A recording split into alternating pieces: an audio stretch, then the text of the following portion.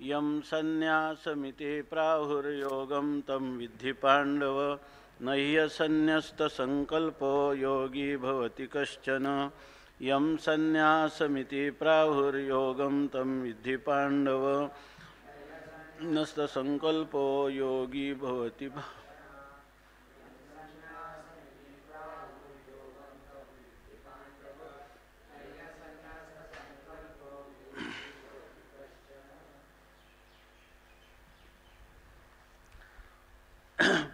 यं संन्यासम इति प्राहुः योगं तं विद्धि पाण्डव न हि असन्न्यस्तसंकल्पः योगी भवति कश्चन।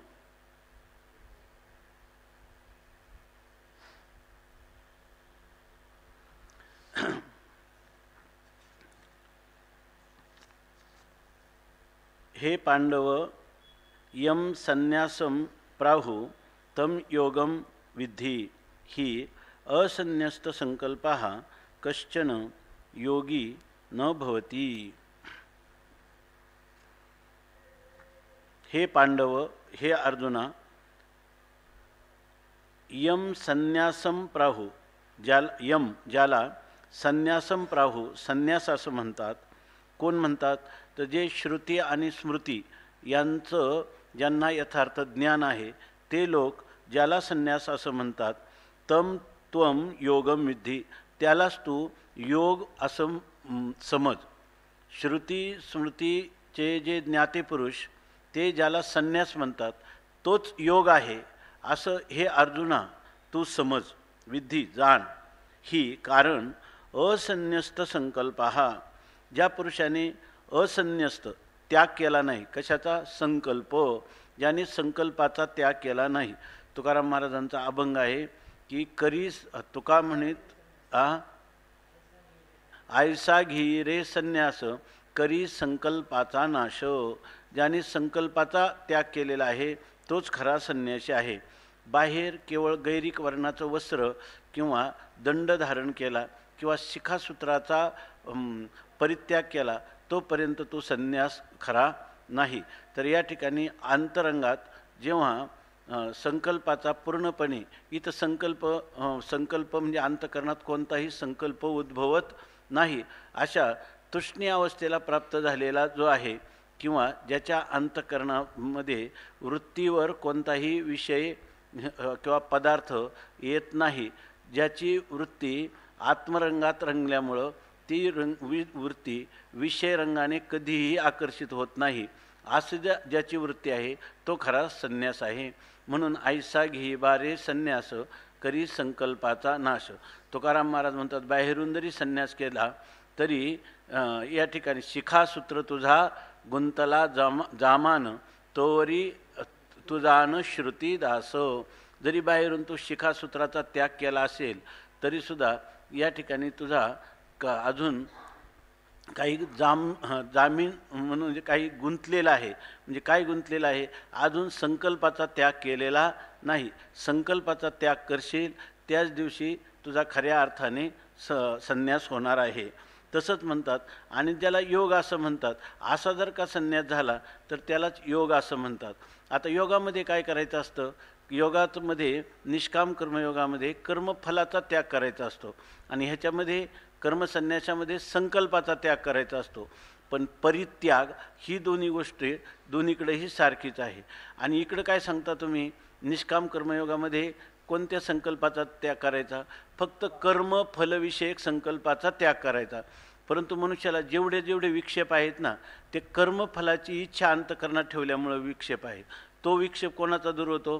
कर्मफलाचा परित्याग करणाऱ्या पुरुषाचा विक्षेप दूर होतो आणि या ठिकाणी संकल्पाचा त्याग करणाऱ्या पुरुषाचाही विक्षेप दूर होतो. म्हणजे चित्ताची विक्षिप्तता किंवा चंचलता या दोषामुळं होणारे जे दुष्परिणाम ते किंवा अनर्थ ते ह्या दोघांनाही भोगावे लागत नाहीत. म्हणून या ठिकाणी म्हणतात ससन्यासीचं योगीचं. तोच संन्यासी आहे आणि तोच योगी आहे. हीच गोष्ट इथं सांगतात. यम संन्यासमिती प्राहुर, ज्याला संन्यास असं म्हणतात. हे अर्जुना, हे पांडव, तम योगम विद्धि, त्याला योग असं म्हणतात. असं का म्हणतात त्याला योग? कारण असन्यस्त संकल्प हा, ज्याने संकल्पाचा परित्याग केला नाही तो कधीही योगी होऊ शकत नाही. मग तुम्हाला योग आणि कर्मयोग आणि कर्मसन्यास हे दोन्ही सारखेच सांगायचे. मग याचा अर्थ संकल्पाचा त्याग केला नाही तर तो कोणी योगी होत नाही. कोणत्या संकल्पाचा त्याग? तर कर्मफलविषयक संकल्पाचा त्याग केल्यावरच तो खऱ्या अर्थाने योगी, म्हणजे समाधानी, म्हणजे चित्ताच्या एकाग्रतेला, अविक्षिप्ततेला, अचांचल्य भावाला तो प्राप्त होतो. आणि जर विक्षेप नसला, ज्ञानीपुरुष असला परंतु संकल्पाचा त्याग केला नाही, संकल्प अंतःकरणात असले तर त्या ठिकाणी मिरच्याच्या बाजारात ठसका, त्याप्रमाणे ज्ञानीपुरुषाला देखील विक्षेप हा राहणारच. आणि जर एखादा कर्मयोगी असेल आणि कर्मफलाचं संकल्प अंतःकरणात असेल तर त्याच्या अंतःकरणामध्ये कधीही स्थिरता प्राप्त होणार नाही, संतुष्टता प्राप्त होणार नाही. विक्षेप निवृत्तीने प्राप्त होणारी स्थिरता ही दोन्ही पुरुषांची सारखीच आहे. एकाग्रता, संतुष्टता दोन्ही पुरुषाची सारखे. त्या अर्थाने त्याला म्हणलं की यम संन्यासमितीर प्राहु तम यम संन्यासमितीर प्राहु योगम तम विद्धी पांडव नह्य संन्यस्त संकल्पो योगी भवती कश्चन. असा कोणी योगी होऊ शकत नाही. म्हणजे थोडक्यात मोक्षप्राप्तीसाठी कर्मसन्यास आणि कर्मयोग ह्या दोन्हीमध्ये त्याग हा एक भाग जो आहे तो दोन्हीकडेही समान आहे. इतकं कर्मयोगाला उंच नेऊन ठेवलेलं आहे. वास्तविक कर्मसन्यासापासून प्राप्त होणारं साक्षात मोक्षरूप फल ते परंपरेने प्राप्त होतं, परंतु या ठिकाणी निश्चित प्राप्त होतं. ह्या निश्चिततेचा भाग एक आहे. आणि जरी काल जरी लागत असला, कालाचं मध्ये अधिक व्यवधान जरी दिसत असेल तरीसुद्धा ही निश्चितता हे मात्र निश्चित आहे. प्राप्तीची निश्चितता ही निश्चित आहे असल्यामुळं त्या निष्काम कर्मयोगाला कर्मसन्यास आणि कर्मयोगाला समान दर्जा किंवा त्यांचं साम्य स्थिती दोघांची प्रतिपादन केली भगवंताने. आता याविषयी माऊली या श्लोकावर फक्त 2 ओव्या सांगतात. ते अशा सांगतात की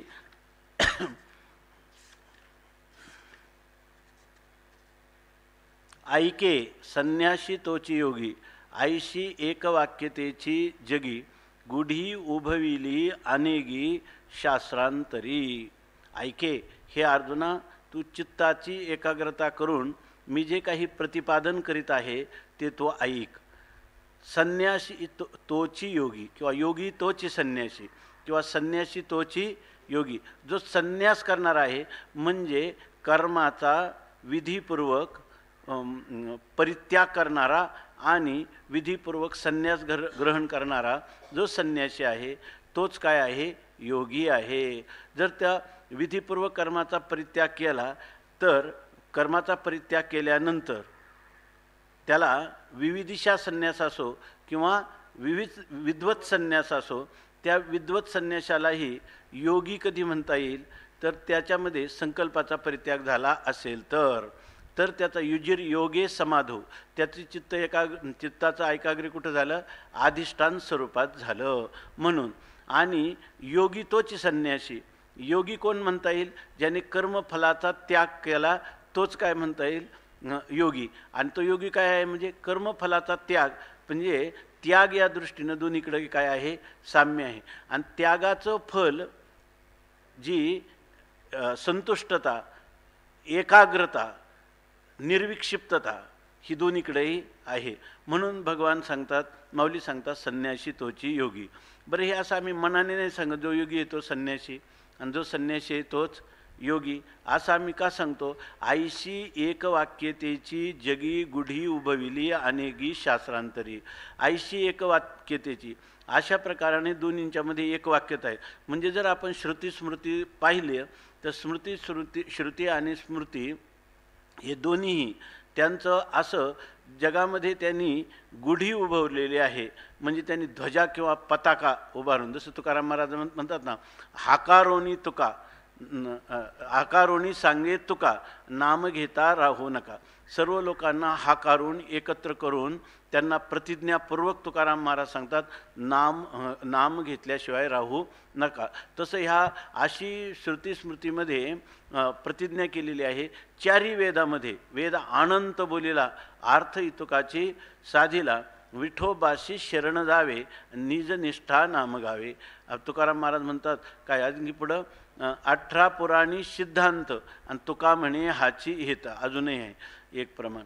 त्या ठिकाणी वेद सांगितले, नंतर पुराण सांगितलं आणि 18 सकळ शास्त्रांचा निर्धार, सकळ शास्त्रांचा विचार, अंती इतुलाची निर्धार. काय निर्धार आहे? विठोबाशी शरण जावे, निजनिष्ठा नाम गावे. किंवा 18 पुराणांचा सिद्धांत आहे की निजनिष्ठा नाम गावे आणि विठोबाशी शरण जावे. तशी ही पताका उभारली म्हणजे सर्वांनी गुढी उभारून, पताका ध्वजा उभारून प्रतिज्ञापूर्वक सर्व चारही वेदाने आणि अनेक असणाऱ्या स्मृतिग्रंथांनी, पुराणांनी, संत वाङ्मयांनी, अनेकी शास्त्रांतरी ही गुढी उभविली. कशामध्ये? शास्त्रांतरी. इतरही जी शास्त्र आहेत, अनेक प्रकारची शास्त्र जरी असले, चहुवेदी जाणं शाही शास्त्री कारण, 18 पुराणे हरीशी गाती, मंथुनी नवनीता तैसे घे, अनंता वाया व्यर्थ कथा सांडणी मार्गो. अशा प्रकारची स्थिती ही अनेकी शास्त्रांतरी गुढी उभविली.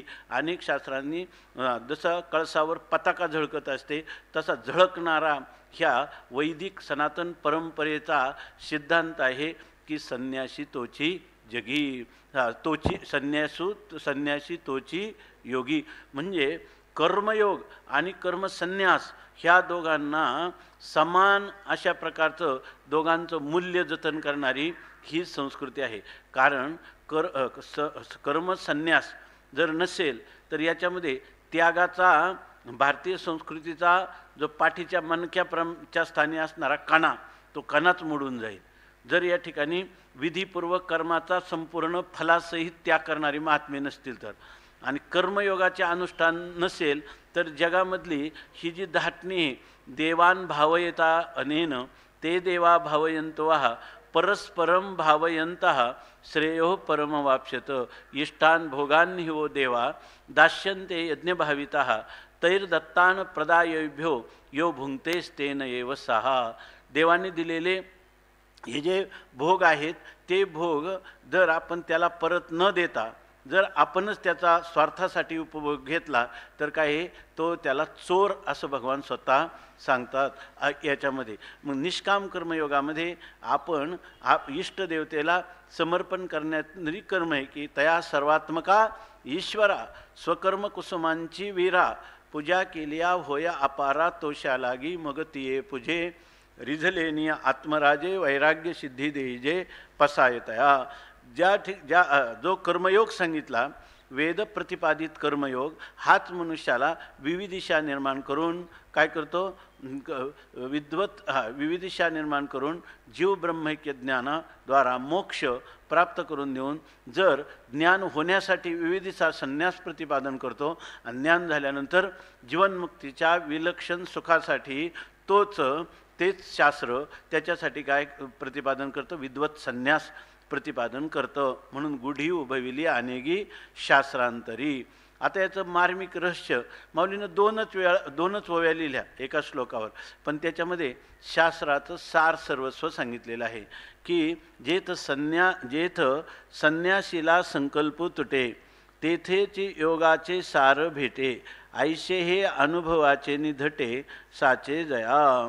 ते म्हणतात जेथ संन्यासीला संकल्प तुटे, ज्या ठिकाणी संन्यासीला संकल्प, चांगलं बारकाईनं पहा, ज्या ठिकाणी संन्यासीला म्हणजे ज्याचा परित्याग केलेला आहे असा कोण संकल्प, संकल्पाचं विशेषण काय दिले? संन्यासीला. ज्याचा परित्याग केलेला आहे म्हणजे संकल्पाचा परित्याग केलेला असा जो संकल्प आहे, म्हणजे थोडक्यात काय,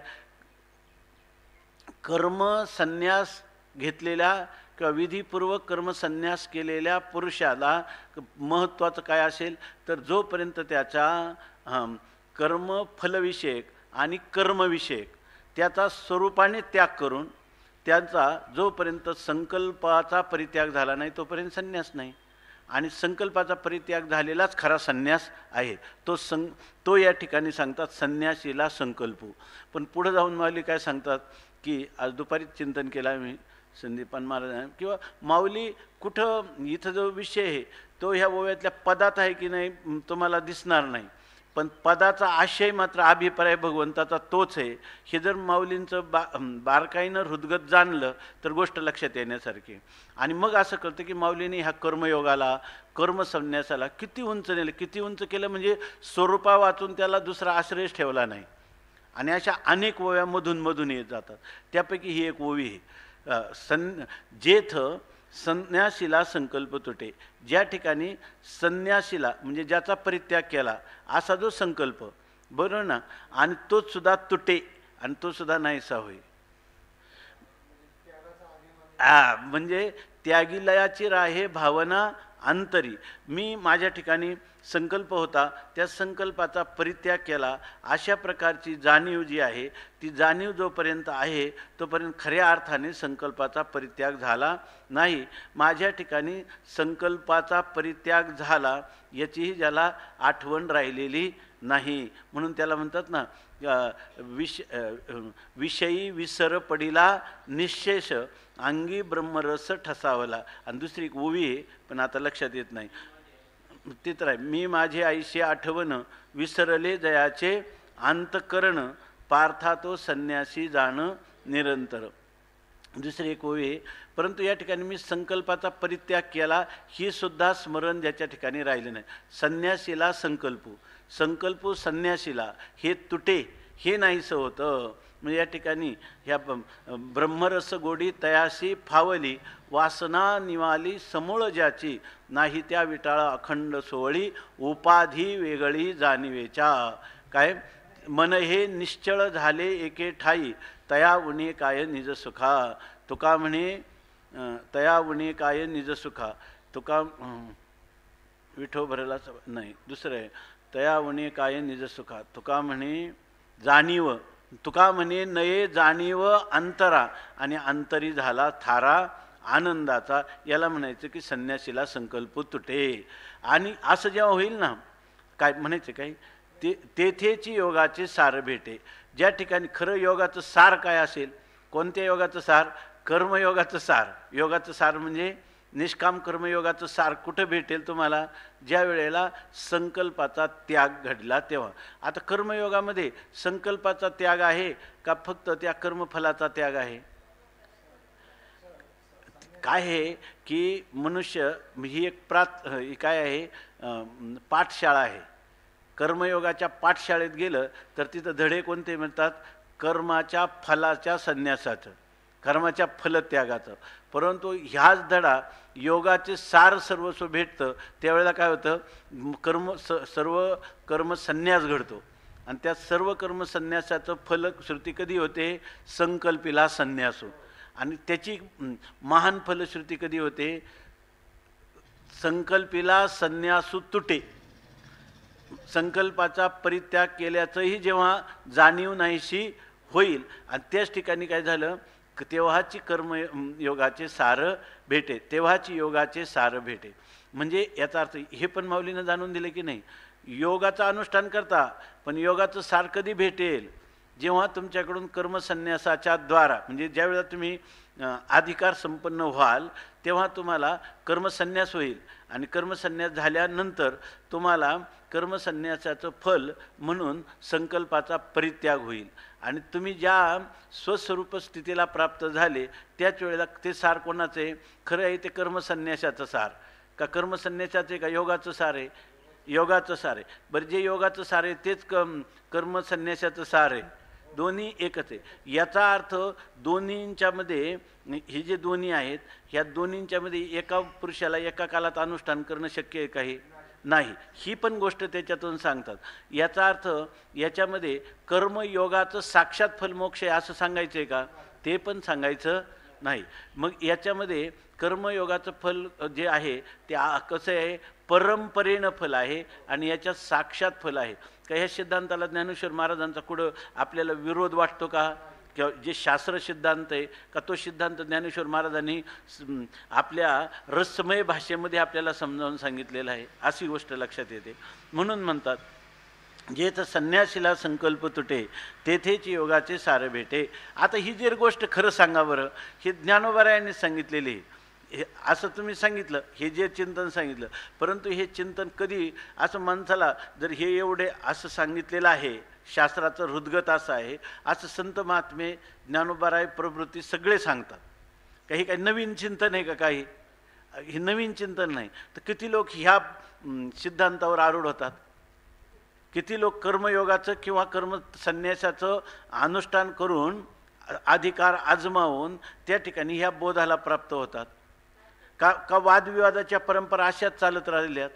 वादविवादाच्या परंपराच अनुष्ठाना वाचून चालत राहिलेल्या जास्त दिसतं, अनुष्ठाना वाचून जास्त चाललेलं दिसतं.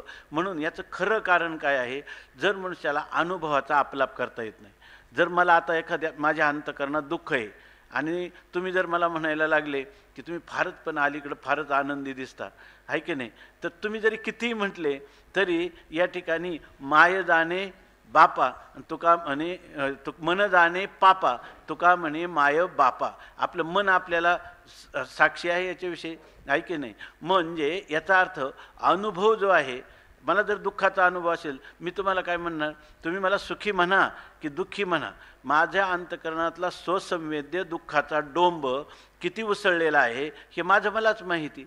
त्याप्रमाणे कारण याला अनुभव आहे आणि अनुभवाचा अपलाप म्हणजे निषेध प्रतिषेध कोणालाही करता येत नाही.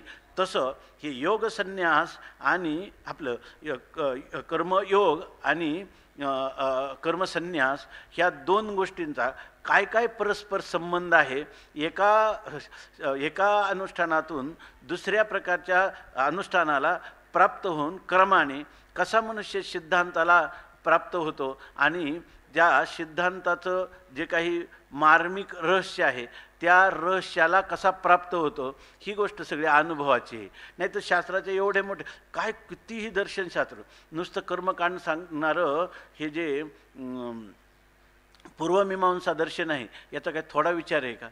बरं, भक्ती हो सिद्धांत सांगणारे पार अगदी भगवत भक्ती रसायन संत महात्मे या ठिकाणी नारदांचं असणारं ते काय त्याला म्हणतात, नारद पंचरात्रागम भक्तिसूत्र, शांडिल्य भक्तिसूत्र, नारद भक्तिसूत्र, भगवत भक्ती रसायन, श्रीमद भागवत, वेदातला सगळा उपासनाकांडाचा विषय, गीतेमध्ये असणारं सगळं उपासनाकांड, सगळे याच्यात. पण जीवनामध्ये मानवमात्रांसाठीच हे शास्त्र प्रवृत्त झालेलं आहे. किती माणसांच्यामध्ये उत्थान झालेलं आहे? याचं उत्थान झालेलं नाही. बरं, वादविवाद चालू आहेत का नाही? ज्यार्थ या परंपरा आजही तिन्ही कांडाच्या पार हठयोगाच्या लययोगाच्या सगळ्या परंपरा आजही अंशांशाने का होईना उपस्थित आहेत, समाजामध्ये रूढ आहेत. असं असताना देखील याचं कारण काय आहे हे खरं रहस्य सगळी जर माणसाला कळलं की ठीक आहे माझा अधिकार कमी आहे तर मी आता कर्मयोगाचं अनुष्ठान करेन, माझा अधिकार उंचावलेला आहे, मला ऐहिक पारलं की वैराग्य झाले, कर्म संन्यास, आहे की नाही.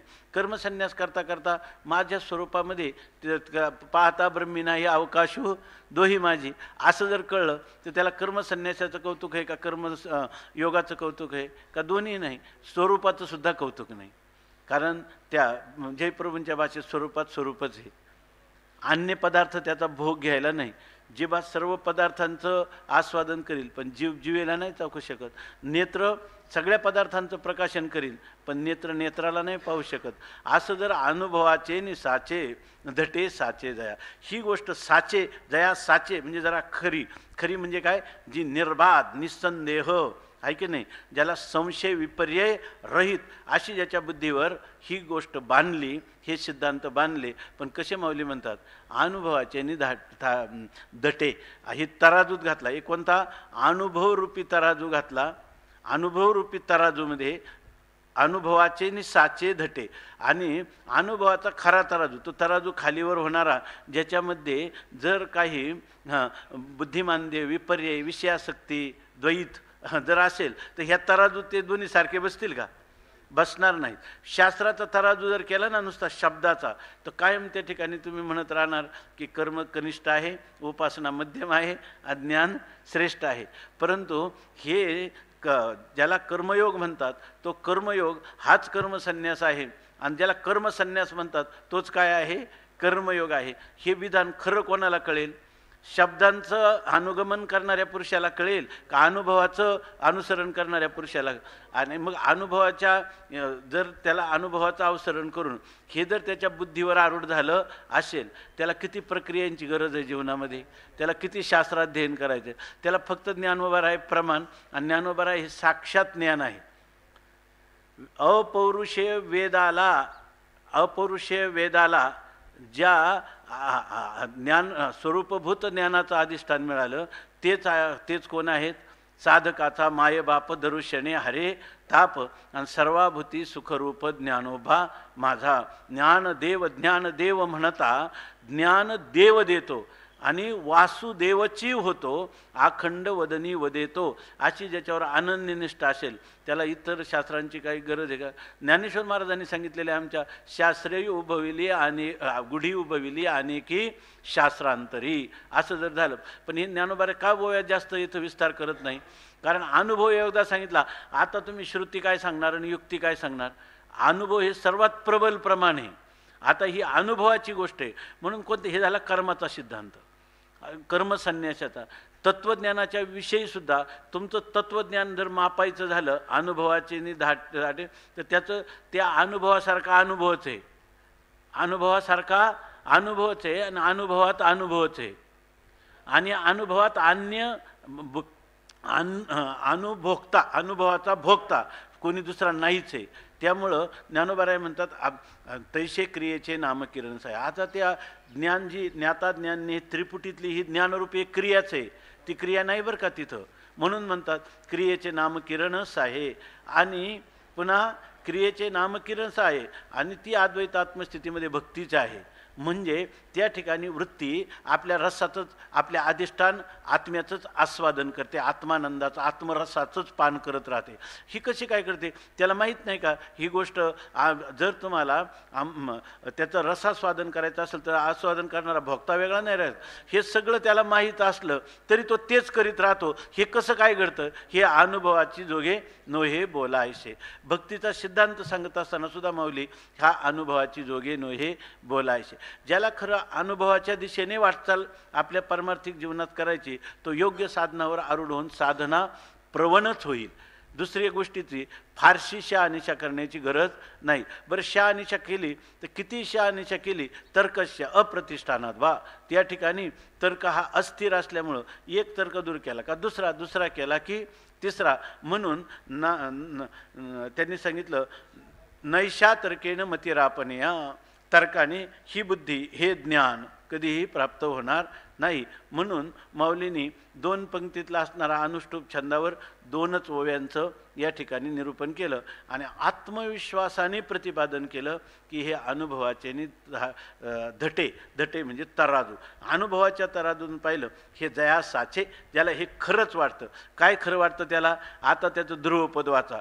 ऐके संन्यासी तोची योगी, ऐशी एक वाक्यतेची जगी, गुढी उभविली अनेगी शास्त्रांतरी. जेथ संकल्पिला जेथ संन्यासीला संकल्पू तुटे, तेथेच योगाचे सार भेटे.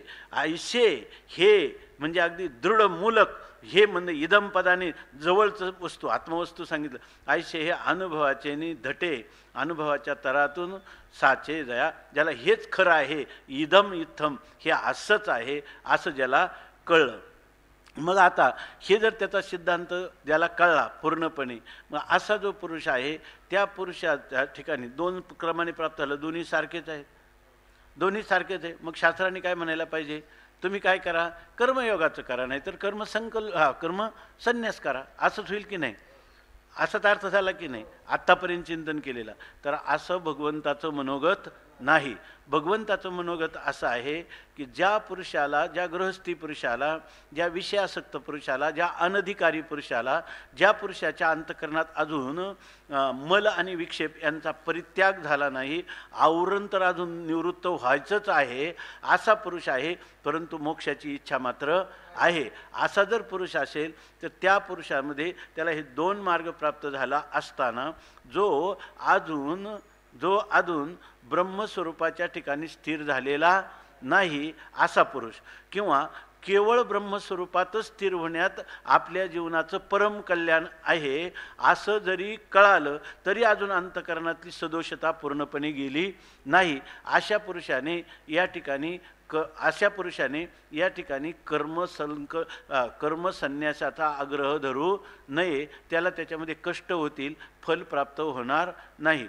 आणि ज्या पुरुषाचा ज्याने या जन्मात किंवा पूर्वजन्मी निष्काम कर्माचं अनुष्ठान करून, ज्याच्या अंतःकरणात किंवा निष्काम उपासना करून ज्याच्या अंतःकरणाची शुद्धी आणि स्थिरता प्राप्त झालेली आहे, नाही धावा घेत मन इंद्रियांचे समाधान, निषिद्ध विषयाकडं त्याला प्रवृत्त होण्याला जरी विषय पाशी आलिया सेन रिगे हे काय म्हणवनी, अशी जर त्याच्या अंतःकरणाची स्थिती असेल तर त्याला कर्मयोगाचं अनुष्ठान उपयोगाचं नाही, त्यांनी कर्मसंकल्प करावा, उलट कर्माचा विधीपूर्वक त्याग करून विविधिशा संन्यास घ्यावा.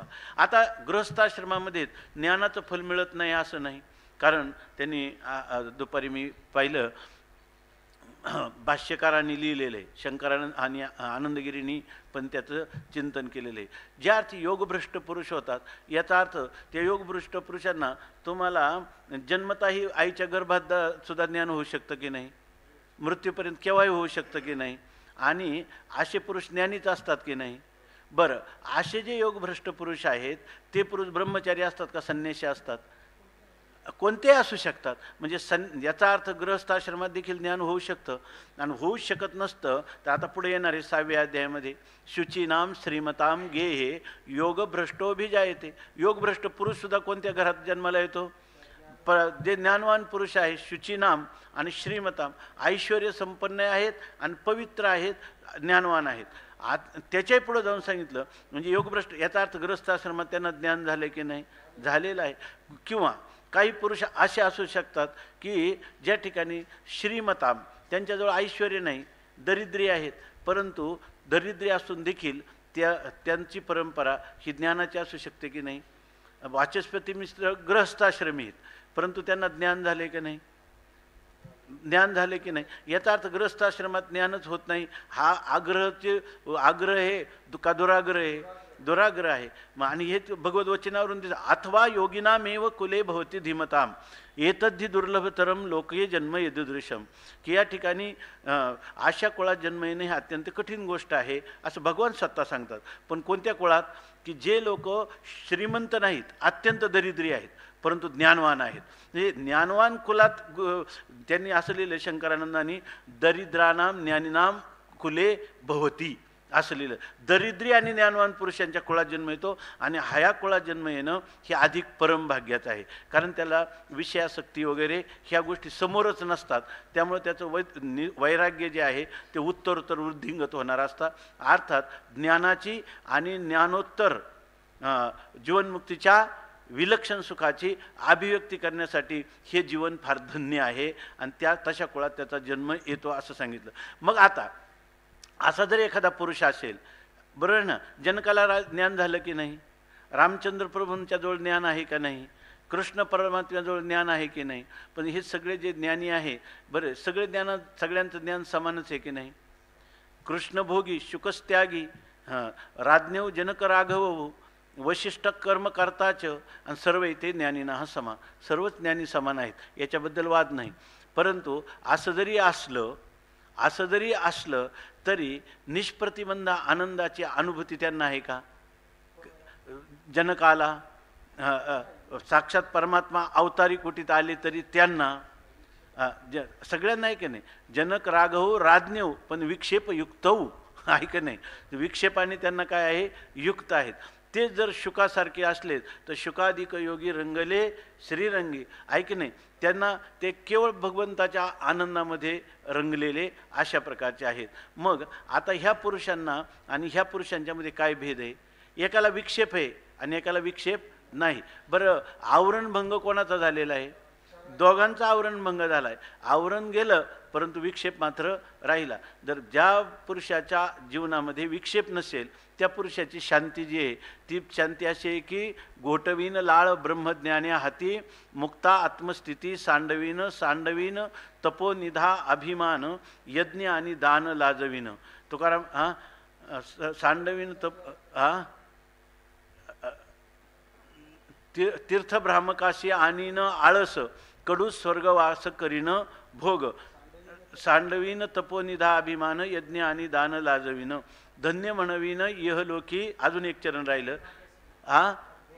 भक्तिभाग्य सीमा साधीन पुरुषार्थ ब्रह्मीचा जो अर्थ निज ठेवा धन्य म्हणवीन यहलोकी लोका भाग्य आम्ही तुका दिखेला. तुकाराम महाराजांच्या जवळ काय होतं? पण तुकाराम महाराज म्हणतात का माझ्याकडे पाहिलेले परोक्ष ब्रह्मज्ञानी आदृढ अपरोक्ष ब्रह्मज्ञानी आणि विक्षेपयुक्त ब्रह्मज्ञानी हे सगळे लाळ घोटतील आणि ते असं म्हणतील की आमचं भाग्य आहे आम्ही जगद्गुरु तुकाराम महाराजांना पाहिलं. म्हणजे कोणतं? विक्षेपरहित तत्त्वज्ञानी आणि ज्ञानोत्तर प्रेम लक्षणात्मक भक्तीच्या माध्यमातून सर्वांवर मात करणारा असा महात्मा आमच्या जीवनात पाहायला मिळाला, हे आमचं परमभाग्य आहे असं सगळेजण कौतुक करतील. हा तुकाराम महाराजांचा काय आत्मविश्वास का ही सुद्धा तुकाराम महाराजांची अनुभूती आहे. बरोबर ना? अशा प्रकाराने आपले कशासाठी चाललं होतं? हे अनुभवाचे नि धाटे साचे जया, ही अनुभवाची गोष्ट आहे. आणि त्या अनुभवामध्ये आपलं हे मुख्य चिंतन चाललंय. एखादा महापुरुष तत्वज्ञानी जरी असला, बरोबर ना, तरी त्याला जर विक्षेप असेल तर त्याच्या ठिकाणी निष्प्रतिबंध आनंदाची अनुभूती होत नाही. तेव्हा असा जर एखादा ग्रस्ताश्रमी पुरुष असला त्यांनी काय करावं? ग्रस्ताश्रमात राहावं असं श्रुतीचं मनोगत आहे का त्यांनी त्या ठिकाणी उत्तराश्रमात प्रवेश करावा, उत्तराश्रमात प्रवेश करावा. आणि त्याच्यामध्ये उत्तराश्रमात वेद इतकं माणसाची काळजी घेणार आहे. अहितापासोनी काढीती आणि हित देवनी वाढविती नाही गा श्रुती परवती माऊली जगा. खरी आई कोण आहे? श्रुती माता आहे.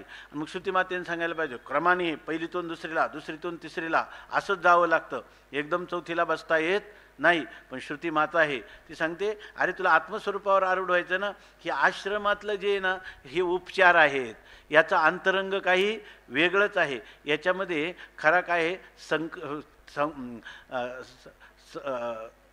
काय त्याग संकल्पाचा, संन्यास तो त्याग संकल्पाचा.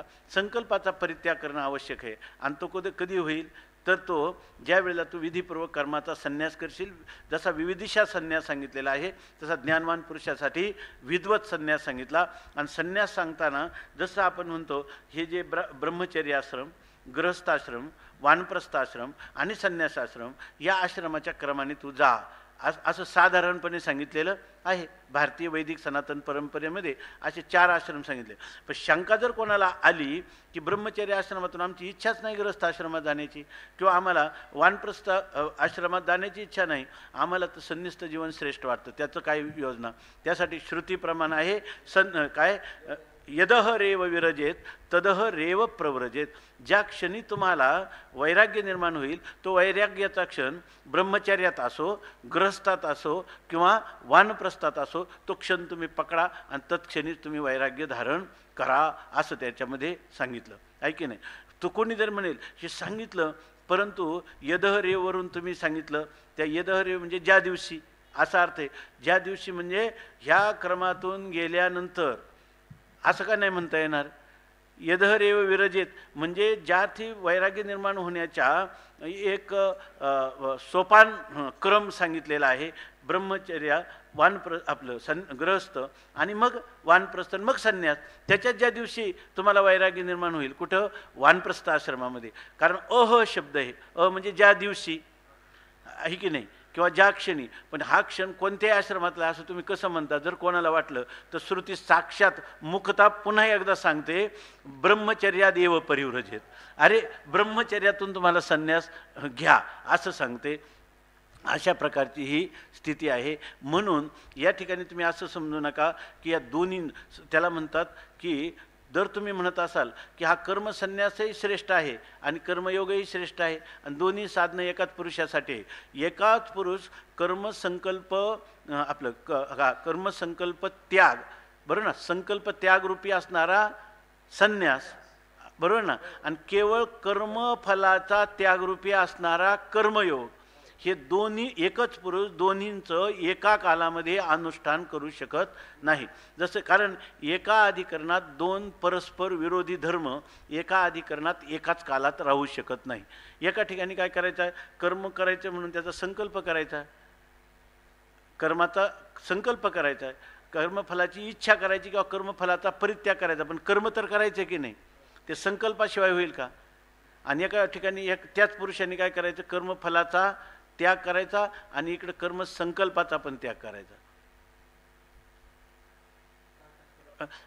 एकामध्ये जिथं कर्मसन्यास करायचा त्याच्यामध्ये काय करायचा, कर्माचा त्याग करायचा आणि कर्मफलाचाही त्याग करायचा, कर्माच्या कर्तृत्वाचाही त्याग करायचा आणि भोक्तृत्वाचाही त्याग करायचा. आणि कर्म म्हणजे मी करताही नाही आणि मी भोगताही नाही, अकर्तृत्व आणि अभोक्तृत्व कर्मसंकल्पाचा नाशामध्ये, बरोबर आहे ना. आणि इथं करताना कर्म करत असताना त्या ठिकाणी कर्तृत्व आणि भोक्तृत्वाचा अभिमान धारण केल्याशिवाय कर्म करता येईल का? मग एकाच पुरुषाला दोन्ही कर्तृत्वाचा अभिमान पण आहे आणि कर्तृत्वाचा त्याग पण आहे, फलाचा त्याग पण आहे आणि फलाच्या भोगाचा संकल्प पण आहे, असं दोन्ही करता येईल का? याचा अर्थ एका पुरुषाला एकाच काळीत कर्मयोग आणि कर्मसन्यास यांचं अनुष्ठान करणं शक्य नाही, असा त्याचा सरळ अर्थ झाला. बरं, आता तुम्ही सांगता कर्मयोगाचं फल परंपरेनं आहे आणि कर्मसंकल्प त्या साक्षात आहे, कर्मसन्यासाचं फल साक्षात आहे. मग आता याचं अनुष्ठान कोणी करावं, याच्यामध्ये अधिकाराचा विभाग आहे का अधिकाराचा विभाग नाही? अधिकाराचा विभाग आहे. बरं, अधिकाराचा विभाग एकदम मर्यादा पूर्ण करून सांगितलेला आहे तर थोडाफार काय झावळा वावळा आहे, अस्पष्ट आहे? स्पष्ट आहे. आणि तो स्पष्ट विभाग ज्या अर्थगीतेमध्ये सांगितलेला आहे तो हा 3रा श्लोक आहे की ह्याच्यामध्ये स्पष्ट आहे. म्हणजे याचा अर्थ याच्यामध्ये समसमुच्चय आहे का? कर्म आणि कर्मसन्यास या दोघांचं समसमुच्चय, म्हणजे दोघांचं एका पुरुषाने एकाच काळात अनुष्ठान का समसमुच्चय नाही? समसमुच्चय नाही का क्रमसमुच्चय आहे? क्रमसमुच्चय आहे का क्रमसमुच्चय मानल्याशिवाय गत्यंतरच नाही का? हाच श्रुतीचा सिद्धांत आहे का ही श्रुतीची अपेक्षा आहे का नाही? मग कोणता? याचा अर्थ ज्ञानेश्वरीमध्ये कधीही समसमुच्चय सांगितलेला नाही. म्हणून आता त्यांनी खूप गोड वर्णन केलेलं आहे, भाष्यकारांनी स्पष्ट लिहिलेलं आहे की या ठिकाणी हा जो अध्याय आहे ना, तर पाठीमागचे जे 3 श्लोक आहे ना, 28, 29 आणि 27, ह्या 3 क्रमांकाचे जे श्लोक आहे ना ते श्लोक सूत्रस्थानी आहे. त्या श्लोक कोणते की स्पर्शान कृत्वा बहिर्बायांश चक्षुश्चैवांतरे भ्रुवो प्राणापानौ समो कृत्वा नाप्साभ्यंतरचारिणौ यतेन्द्रिय मनोबुद्धिर मुनिर्मोक्षपरायणः विगतेच्छा भयक्रोधो यस सदा मुक्त एव सहा आणि भोक्तारम यज्ञतपसाम सर्वलोकमहेश्वरम सुहृदम सर्वभूतानां ज्ञात्वा मां शांतिमृच्छति. हे जे 3 श्लोक आहेत ना, हे ह्या अध्यायाच्या सूत्रस्थानी आहेत. ह्या अध्यायाचं काय आहे? स्तोत्र आहे. आणि आता सगळा जो अध्याय आहे ना या सूत्राच्या वृत्तीस्थानी आहे, म्हणजे व्याख्यान चाललेलं आहे. हे 3 श्लोक जे आलेले उपसंहारामध्ये ते काय, पुढच्या अध्यायाचं अवतरण आहे किंवा पुढच्या अध्यायाचा उपोद्घात आहे किंवा पुढच्या अध्यायाचं सूत्र आहे. आणि त्या सूत्राचा विस्तारपूर्वक व्याख्या म्हणजे हा सगळा 6वा अध्याय आहे. आणि त्याच्यामध्ये आता आपल्या पुढे शंका आली का ह्याच्यानंतर कोणत्याचं अनुष्ठान, यांच्यामध्ये क्रमसमुच्चय आहे, बरोबर ना? कर्मसमुच्चय आहे, पण मग कसा क्रमसमुच्चय आहे? अगोदर कर्मयोग आहे आणि नंतर कर्मसन्यास आहे. कर्मयोगाची मर्यादा कुठपर्यंत आहे आणि कर्मसंकल्पाचे प्रारंभ कुठं आहे आणि कर्मसंकल्पाचा उपसंहार कुठं होतो? आपण काय काय कर्मसन्यासाचा उपसंहार कुठं होतो हे आपल्याला कळलं पाहिजे की नाही? तर ते भगवंतांनी अत्यंत स्पष्ट रीतीनं आपल्या व्याख्येमध्ये या 3ऱ्या श्लोकामध्ये सांगितलं. ठीक चाललंय ना. तर याच्यामध्ये असं सांगतात, काय सांगतात भगवान, आरुरुक्षोर्मुनेर्योगं कर्म कारणमुच्यते योगारूढस्य तस्यैव शमः कारणमुच्यते. आरुरुक्षोर्मुनेर्योगं कर्म कारणमुच्यते योगारूढस्य तस्यैव शमः कारणमुच्यते. आरुरुक्षोर्मुनेर्योगं कर्म कारणमुच्यते योगारूढस्य तस्यैव शमः कारणमुच्यते. हां बोला बोला.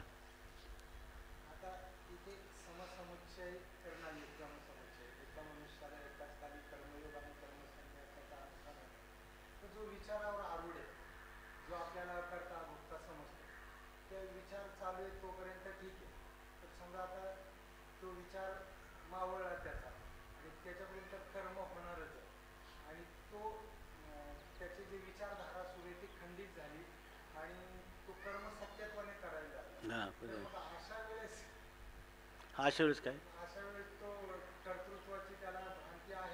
त्याच्यात काय सांग.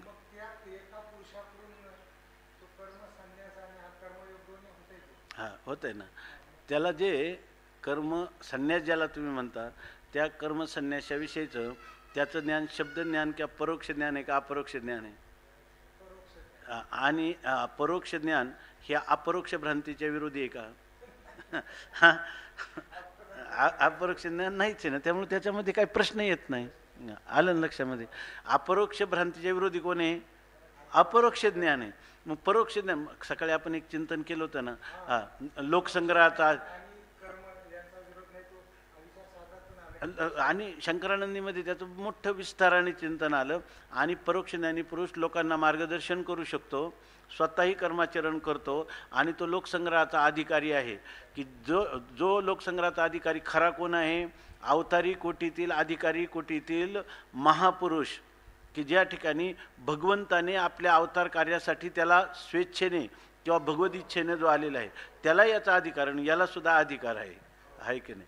म्हणजे जो अधिकार युंजान योग्याला नाही तेवढा मोठा अधिकार त्याला दिला. परंतु काय आहे त्याच्यातलं जे रहस्य आहे ना ते रहस्य जसंच्या तसं ठेवून या ठिकाणी शंकरानंदांनी आणि माऊलींचा तरी काय आशय दिसतो आता ह्याच्यात पाहिलं तर तोच आशय आहे की नाही. तोच आशय आहे. तुम्ही म्हणाल माऊलीने हा अधिकाराचा एवढा जर आशय प्रगट केला शंकरानंदांनी आणि त्यांनी ग्रंथ लिहून पण हेच केले ना लोकसंग्रहासाठीच केलेलं दिसतं की नाही माऊलींनी तरी. मग याचं काय उत्तर आहे तुमच्याजवळ. युक्त कोटीतले पुरुष आहे. अधिकारी कोटीतल्या पुरुषांचा अधिकारच आहे का त्यांना नाही म्हणलं तरी करणं भाग आहे. नाही म्हणजे करणं भाग आहे की नाही. त्यांनी नाही म्हटलं तरी काय आहे. हा क्षात्र स्वभाव तुझा झुंजवील तुझं जसं अर्जुनाच्या बाबतीत आहे की नाही तसं त्यांच्या वास्तविक माऊलींनी स्वतः सांगितलं की माझ्या गुरु परंपरेनं मला जे हे धन लाभलं ते निवांतची मी भोगावे की मी ते निवांत माझा आनंद मी भोगावं कशाला ह्या लोकसंग्रहामध्ये पडायचं आहे की नाही. हे माऊलीनं सांगितलं. बरं हे आत्मनिवेदन केलं कोणापुढं. श्रीगुरूंच्या पुढे केलं. आणि श्रीगुरू काय म्हणतात त्याला कळकळीत भूता हा कराळ विक्राळ करीत आहे. आणि ते ज्या लोक अत्यंत दुःखी झालेले आहेत त्यांच्या उद्धारासाठी धावा करी वेगी तू वेगाने ताबडतोब धावून जा. हे कशाचं प्रत्यंतर आहे. हे युक्त योगाचं या ठिकाणी ही अनुभूती आहे. बरोबर आहे की नाही. हे सगळं जर आपल्याला आतमधून सर्टिफिकेटात अंतर्मुख दिसत असेल की हे कोणी त्यांनी स्वप्नात जरी दिसत नसेल तर लोकोपकार किंवा लोकसंग्रह आपण ह्या काय एक प्रकारच्या महान भ्रमामध्ये आहोत आहे की नाही. बरोबर आहे ना. स्वामी महाराजांच्या भाषेत ते सांगायचे हे सगळे भ्रमिष्ठ लोक आहेत.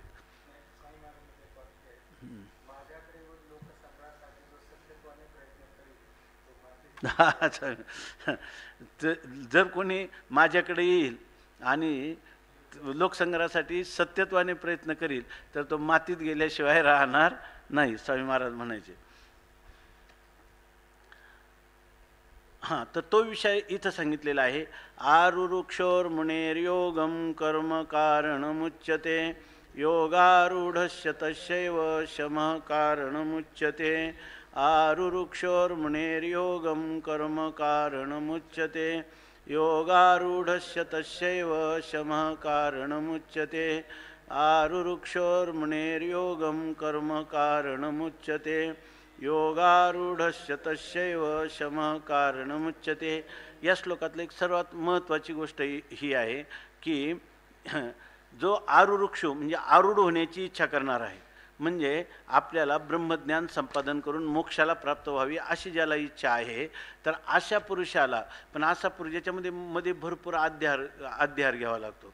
मध्ये असा कोण पुरुष ज्याच्या अंतःकरणातला विक्षेप आणि मल निवृत्त झालेला नाही आणि त्याला मोक्षाची इच्छा आहे. अर्थात असा असणारा, या क्रमामध्ये असणारा गृहस्थी पुरुष, त्या गृहस्थी पुरुषाला या ठिकाणी कर्म कारणमुच्यते, त्यांनी निष्काम कर्माचं अनुष्ठान करणं हे त्या मोक्षाला कारण नाम हेतू होणारं आहे असा निवाडा सांगितला. म्हणून जे लोक गीतेवर सगळं जग एवढं भाळलेलं आहे त्याचं कारण गीतेमध्ये आपल्याला वाटतं की त्याच्या ठिकाण उपठिकाण काय, पण जर भगवंताच्या स्पष्ट शब्दात त्याचा अन्वयारूप अर्थ करून इदम इत्थम या रूपाने मानलं, फक्त 700 वाक्य भगवान बोलतील आणि 700 वाक्यात संपूर्ण जीवनाचं संपूर्ण शंका काय, त्याला काय म्हणतो, भिद्यते हृदय ग्रंथी छिद्यंते सर्व संशय क्षीयंते चास्य कर्माणी तस्मिन दृष्टे परावरे. एवढे ह्या शब्दांमध्ये रहस्य दडलेलं आहे. याच्यामध्ये रहस्य नाही दडलेलं, खरं काय आहे हे स्पष्ट आहे, पण कळत नाही म्हणून रहस्य म्हणावं लागतं. नाहीतर स्पष्ट लिहायचं म्हणूनच ही वाक्य एवढीच योजली.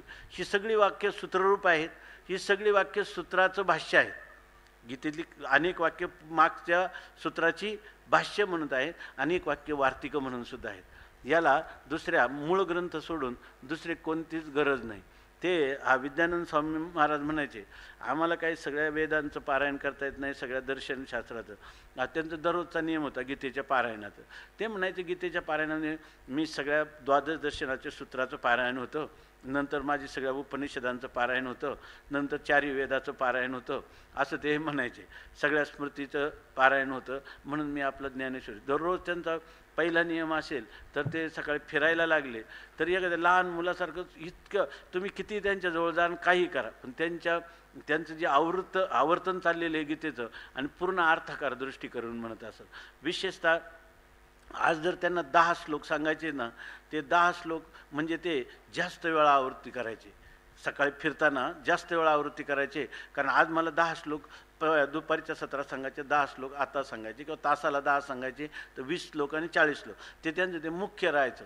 कारण ते मुळापासून, म्हणून त्यांचं जे अपूर्वता असायची सांगण्यात, कारण ते मुळात शोधायचे त्या अक्षरात. ते जसे व्याकरणाचे पंडित होते, दर्शनशास्त्राचे पंडित होते, वेदशास्त्राचे पंडित होते, त्यामुळे त्यांना काही त्याच्यामध्ये तिथंच सगळी मार्मिक रहस्य सांगायचे. आणि त्यामुळे त्यांच्या मुखातून जे बाहेर पडायचं त्याच्यात अनेक प्रकारची अपूर्वता माणसाला सहजच अनुभूत होईल अशी ती वाक्य असायची. तसं इथं हे सांगतात की आरुरुक्षोर मुनेर योगम, आरूढ होण्याची इच्छा असणारा पुरुष आहे त्यांनी काय केलं पाहिजे, कर्मयोगाचंच अनुष्ठान केलं पाहिजे. पण योगारूढस्य तस्यैव, पण तोच कर्माभ्यासाने योगारूढ झाला म्हणजे ते कर्म करीत असतानाच जर त्याच्या अंतःकरणात वैराग्य निर्माण झालं, वैराग्य सिद्धी पसाय देजे तया, त्याला अंतःकरणात वैराग्य निर्माण झालं, अरे हे जे कर्म मी करतो हे कर्माचं फल अनित्य आहे, आणि अनित्य कर्माने कर्मसुद्धा अनित्य आहे, आणि अनित्य कर्माने कधीही नित्य फल प्राप्त होणं शक्य नाही, ते मला कशाने प्राप्त होईल, अशी विविधिशा हे जाणण्याची इच्छा जेव्हा त्याच्या अंतःकरणात निर्माण होते, तेव्हा आता त्याला कर्माचं फल जे चित्तशुद्धी ते झालेलं असल्यामुळं पुढं एकदा कपडा धुतला, त्याचा मल सगळा निवृत्त झाला साबणाने, मग तो साबण तसाच ठेवायचा का पुन्हा पुन्हा लावायचा? साबण पण धुवून टाकावा लागतो, आणि साबण धुवून टाकल्यानंतर पुन्हा पुन्हा लावलं तर तो कपडा लवकर फाटतो. तसं चित्तशय शुद्ध हे कर्म नसतं, हे सांगणारा फक्त वेद आहे. हे जर अपौरुषेय वेदाने सांगितलं नसतं तर जीवनात आपल्याला ही कोडी कशाने उलगडली असती? हे जर ज्ञानेश्वर महाराजांनी सांगितलं नसतं तर आपल्याला ही कोडी उलगडली असते का? चित्ताच्या शुद्धीसाठी कर्म हे, वस्तूच्या प्राप्तीसाठी नाही, असा ठोस भरीव सिद्धांत शास्त्राने सांगून ठेवला. म्हणून आपल्याला वाटचाल करणं शक्य आहे. तुमच्या भाषेत काय आहे, त्याच्या पाऊल खुणा त्यांनी ठेवलेल्या आहेत. बरोबर ना. ह्या पाऊल खुणा किंवा त्याला माइलस्टोन्स म्हणतो आपण, ते जर नसते ठेवले तर आपल्याला आध्यात्मिक जीवनाचा प्रवास म्हणजे बिना शिडाचं जहाजामध्ये अथांग समुद्रात पडल्यावर कुठं जाईल याचा तपास नाही, तशी सगळ्या आध्यात्मिक साधकांची किंवा साधक जीवनाची वाताहत झाली असती. बरोबर आहे की नाही. त्याचं कारण केवळ काय आहे, हे भगवंतानी हे सगळं पाहून पुन्हा त्या वेदाचा निचोड सार ह्या गीतेमध्ये आणला. ज्ञानोबारायांनी तो 9,000 वाक्यात किंवा फार तर त्याची होतील 20,000 वाक्य, 20,000 वाक्यात संपूर्ण 20,000 वाक्य ऐकायचे आणि जीवनाचं सगळी दिशा घ्यायची. ज्ञानोबारायांनी अशीच केली की नाही वाक्य. कारण बघा ना, सरळ सांगितलं आरुरुक्षेर मुने योगम कर्म कारणम उच्यते. आरुरुक्षो मुने कर्मयोगम कारणम उच्यते. कर्मयोगाचा आणि योगारूढ तस्यैव, आणि तोच पुरुष ज्या वेळेला पुढे जाऊन योगारूढ होईल म्हणजे याचा अर्थ मलरहित होईल, विक्षेपरहित होईल, त्यावेळेला त्यांनी आता कर्मामध्ये चाच पडत बसायचं नाही. त्यांनी संन्यास्य, त्यांनी कर्मसन्यास करायचा आणि संन्यास्य श्रवणम कुर्यात. आता त्यांनी म्हणायचं नाही माझं कर्म अपुरं राहिलं, माझं स्नान संध्या, माझं अग्निहोत्र, त्यासाठी त्याला निरग्नी करून टाकलं. अग्नीचा तुझा पुन्हा संबंध नाही, आहे की नाही. त्यासाठी त्याला न निरग्नी, त्याला अक्रिय करून टाकलं की कोणत्याही प्रकारची क्रिया जी निष्काम असो किंवा सकाम असो, म्हणजे या ठिकाणी व्यष्टी जीवनामध्ये फक्त तुला मधुकरी जीवननिर्वाहाचं साधन आहे की नाही. काय आश्रमाशी स्थान कोपी गुहा कुठेही चित्ताशी नसावे बंधन. हा काय आहे, कर्मयोग आहे का कर्मसन्यास आहे? कर्मसन्यास आहे. आणि तो कर्मसन्यास त्याला सांगितला की ज्यामुळं तुला आता संन्यास घेऊन श्रवण हे अंतरंग साधन करायचं आणि त्याद्वारा मोक्षप्राप्तीला तू प्राप्त व्हायचा, हा विभाग करून सांगितला की नाही. म्हणून माणसांसारखी शंका करतात, आम्हाला संन्यास घ्यावा वाटतो, कोणी म्हणतं आम्हाला कर्मच करावं वाटतं लोकांचं. पण तुमचा अधिकार काय आहे, त्या अधिकाराला जे अनुरूप कर्म असेल तेच कर्म, किंवा त्या अनुरूप जर कर्म त्याग असेल तर तोच तुम्ही केला पाहिजे. आणि त्याचा विभाग स्पष्ट सांगितला. बरं, हा विभागसुद्धा जसं अनुभवाचे धटे साचे जया, तसाच हा विभाग स्वसंवेद आहे की नाही. तुमचा मलविक्षेपयुक्त अंतकरण तुम्हाला स्वसंवेद आहे की नाही. बरोबर की नाही. खरं सांगा, एवढं चिंतन माऊलींचं केल्यानंतर माझा अधिकार कोणता आहे याविषयी पुन्हा मनुष्य जाऊन कोणाला विचारेल का मी काय करावं? का तो जर संन्यासाचा अधिकार असेल तर कर्मसन्यासच करील का दुसरं काय करील? तो त्याला जसं माणसाचं पोट दुखतंय, आता तुम्ही म्हणा असं कुठे पोट, ह्याचं इतकं पोट दुखतंय का आतड्याला पिळ पडलेला आहे, आणि हा म्हणतो की मी कधी कधी थोडं खाण्यात बदल झाल्यावर माझंही दुखतं, जाऊ दे राहू दे. आता त्याला मरण्याची वेळ आलेली आहे की नाही. तसं हे त्याचा अनुभव आहे. तसा आपला जर अनुभव असेल तर कितीच तुमच्यासमोर लोकसंग्रहादी कर्म आले तर तुम्ही करायची का त्या ठिकाणी? का जनमान वमना समान मानने एकांती राहणे विठोसाठी, अशाच प्रकारचं जीवन त्याचं असेल की नाही. म्हणून मग आता काय, योगारूढ तस्यैव, तोच आपल्या साधनक्रमात जेव्हा योगारूढ होईल, इथं योगारूढ होणं म्हणजे काय, मलविक्षेप रहित होणं. असं जेव्हा होईल तेव्हा शमः, कसला शमः? कर्मणाम शमः, कर्माचा उपशम, कर्माचा परित्याग, हे त्याला काय, हे कारणम हे उच्यते, हे त्याच्या मोक्षप्राप्तीला हेतू होईल. इतकं स्पष्ट कोणी सांगितलं असतं? इतकं स्पष्ट हे केवळ भगवान आहेत, सर्वांची कृष्ण माझी माता, कृष्ण माझा पिता म्हणून ते सांगतात. आणि ते जर नसेल तर माझा मराठाची बोल कौतुके, हे कोण सांगतात? माऊली आपल्या सांगतात. का सांगतात? तर माऊली म्हणून सांगतात. पुंडलिक